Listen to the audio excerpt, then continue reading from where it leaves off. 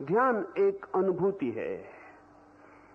ध्यान के सैकड़ों प्रकार हैं और सैकड़ों मार्गों से लोग ध्यान को उपलब्ध हो सकते हैं। निश्चल ध्यान योग की तरफ पहुंचने के लिए भी सैकड़ों रास्ते हैं और पृथ्वी पर अनेक अनेक रास्तों से चल के लोग उस क्षण को उपलब्ध हो गए हैं जिसे हम मन का ठहर जाना कहें। एक छोटी सी प्रक्रिया मैं आपसे कहूंगा, सरल, जिसे आप कर सकें और आपको निश्चल मन की थोड़ी सी झलक और छाया भी मिलनी शुरू हो जाए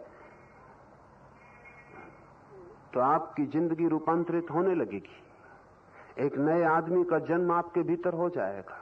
पुराना आदमी बिखरने पिघलने लगेगा और एक नई चेतना, एक नया केंद्र, देखने का एक नया ढंग, जीने की एक नई प्रक्रिया, होने की एक नई व्यवस्था आपके भीतर पैदा हो जाएगी।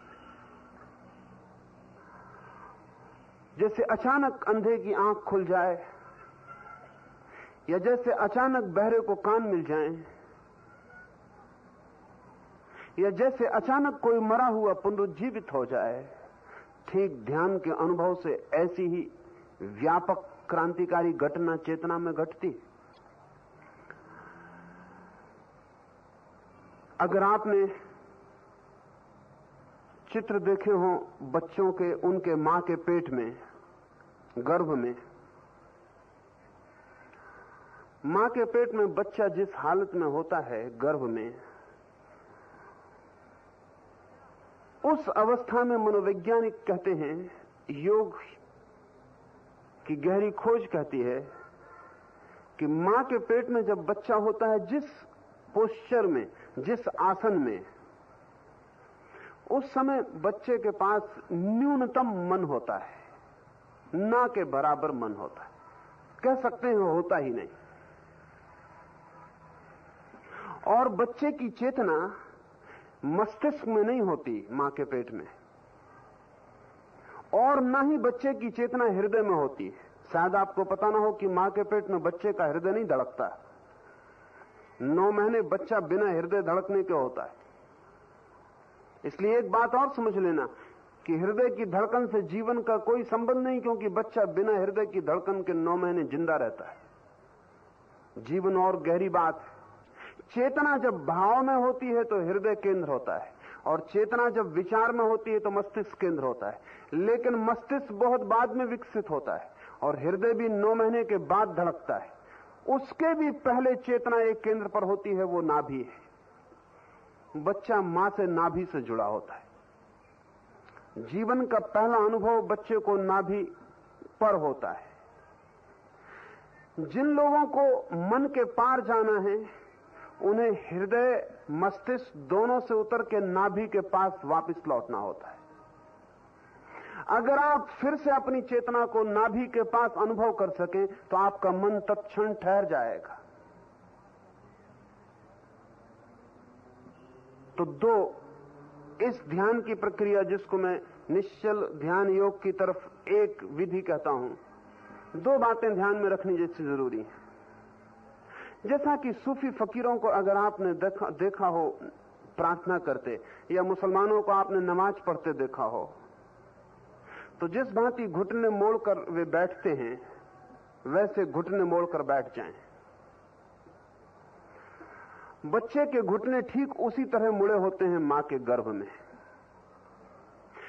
आंख बंद कर लें, शरीर को ढीला छोड़ दें और श्वास को बिल्कुल शिथिल छोड़ दें, रिलैक्स छोड़ दें, ताकि श्वास जितनी धीमी और जितनी आहिस्ता आए जाए उतना अच्छा।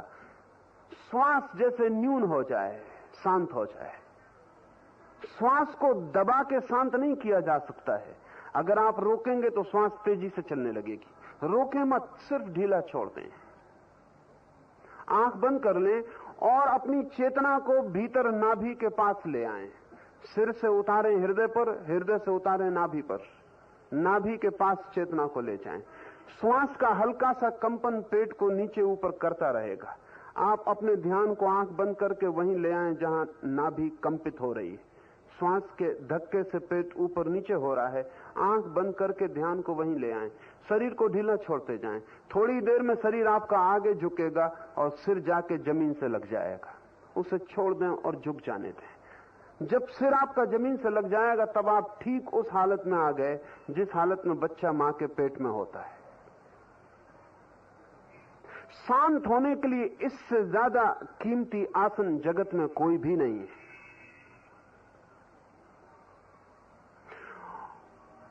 आसन ऐसा हो जाए जैसा गर्भ में बच्चे का होता है और आपका ध्यान नाभि पर चला जाए।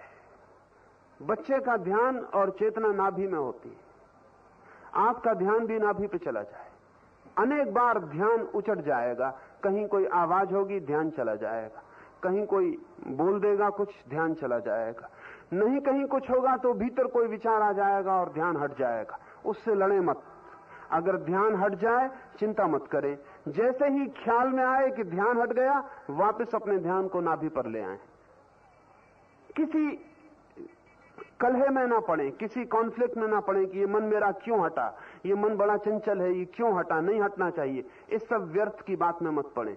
जब भी ख्याल आ जाए वापस नाभि पर अपने ध्यान को ले आए और 40 मिनट कम से कम, ज्यादा कितनी भी देर कोई रह सकता है, ठीक ऐसे बच्चे की हालत में मां के गर्भ में पड़े रहे। संभावना तो यह है कि 2-4-8 दिन के प्रयोग में ही आपको एक गहरी निश्चलता भीतर अनुभव होनी शुरू हो जाएगी। ठीक आप बच्चे के जैसे सरल चेतना में प्रवेश कर जाएंगे। मन ठहरा हुआ मालूम पड़ेगा।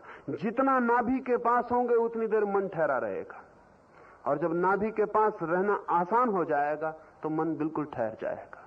जो आदमी नाभि के पास जितना जाएगा अपनी चेतना को लेकर, उतना ही वर्तमान के करीब आ जाएगा।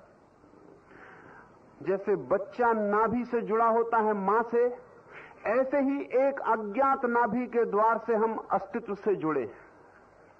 नाभि ही द्वार है। जैसे हम मां से जुड़े होते हैं इस भौतिक शरीर से, ऐसी ही इस बड़े जगत, इस बड़े अस्तित्व से, इस प्रकृति या अस्तित्व के गर्भ से भी हम नाभि से ही जुड़े होते हैं। तो जैसे ही आप नाभि के निकट अपनी चेतना को लाते हैं, मन निश्चल हो जाता है। जीसस का बहुत अद्भुत वचन है, शायद ही ईसाई उसका अर्थ समझ पाए। जीसस ने कहा है कि तुम तभी मेरे प्रभु के राज्य में प्रवेश कर सकोगे जब तुम छोटे बच्चों की भांति हो जाओ। लेकिन मोटे अर्थ में इसका यही अर्थ हुआ कि हम बच्चों की तरह सरल हो जाएं। लेकिन गहरे वैज्ञानिक अर्थ में इसका अर्थ होता है कि हम बच्चे की उस आत्यंतिक अवस्था में पहुंच जाएं जब बच्चा होता ही नहीं, मां ही होती है और बच्चा मां के सहारे ही जी रहा होता है। ना अपनी कोई हृदय की धड़कन होती, ना अपना कोई मस्तिष्क होता। बच्चा पूरा समर्पित मां के अस्तित्व का अंग होता है। ठीक ऐसी ही घटना निश्चल ध्यान योग में घटती है। आप समाप्त हो जाते हैं और परमात्मा के साथ एक ही भाव हो जाता है और परमात्मा के द्वारा आप जीने लगते हैं।